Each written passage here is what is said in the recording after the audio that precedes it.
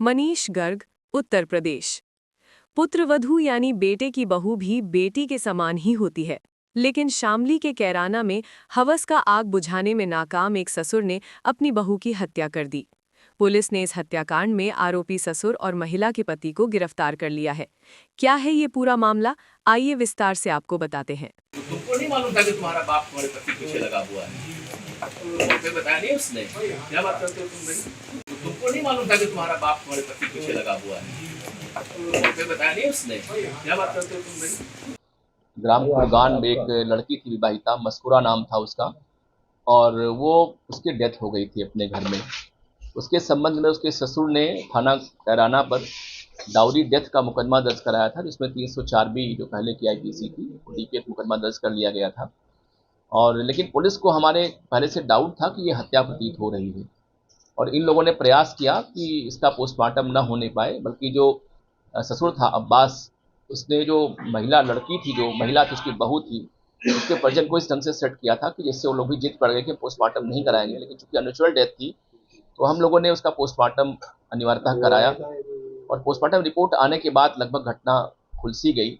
उसमें इसकी मौत नहीं बल्कि हत्या हुई थी, और स्ट्रैंगुलेशन उसमें पोस्टमार्टम रिपोर्ट में आया था। इसमें हमारे एसएसपी साहब सुमित शुक्ला जी, हमारे जो सीओ कैराना हेमंत है, एसएचओ कैराना समय पत्री की टीम ने काफ़ी अच्छा काम किया इसमें, और गहराई से इसकी छानबीन की। जानकारी ये हुई कि ये जो मृतका है, इसकी शादी लगभग 2 साल पहले हुई थी उसी घर में, और उसके एक छोटा सा बच्चा 3 महीने का है। उसका पति पंजाब कमाता, आता नहीं यहाँ पे। उसका ससुर जो था वो अब्बास, उसकी पत्नी की डेथ हो चुकी है, और ये इसकी निगाह अपनी बहू पर थी कि इसके साथ हमारे संबंध बनने चाहिए।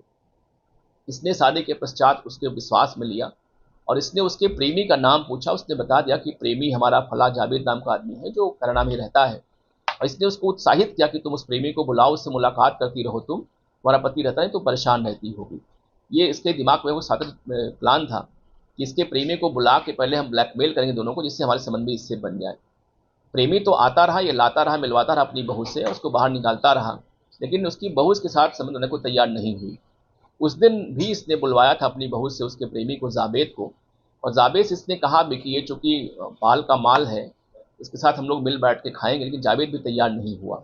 रात को करीब 2 बजे के आसपास इसने अपना एक कांटे से उसके दरवाजे को खोला जहां बहू सो रही थी। रात में गया इसने, और उसके संग जल्दबाजी करते हुए सहवास करने का प्रयास किया। वो नाराज हो गई, उसको उसने लात मार दिया, और ये गुस्से में आखिर उसकी हत्या कर दी।